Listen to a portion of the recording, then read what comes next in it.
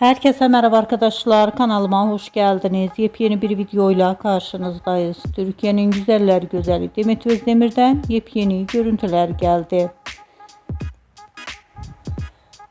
Güzel oyuncumuz Demet Özdemir'in muhteşem rengarenk görüntülerini sizler için YouTube kanalımda video halinde sunuyorum arkadaşlar. Demet Özdemir'e dair video, haber, fotoğrafları bilmek istiyorsanız kanalımı izlemeyi unutmayın. Şimdilik benden bu kadar olsun arkadaşlar. Yeni videomuzda görüşmek üzere. Güzeller güzeli Türkiye'nin başarılı ve muhteşem oyuncusu Demet Özdemir'in yeni projelerini sizler için YouTube kanalımda video halinde sunuyorum arkadaşlar. Umarım beğenirsiniz.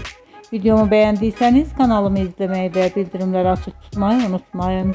Şimdilik benden bu kadar olsun. Yeni videomuzda görüşmek üzere. Hoşça kalın, sağlıklı kalın. Umarım videomu sona kadar izleyeceksiniz ve beğeneceksiniz. İyi seyirler.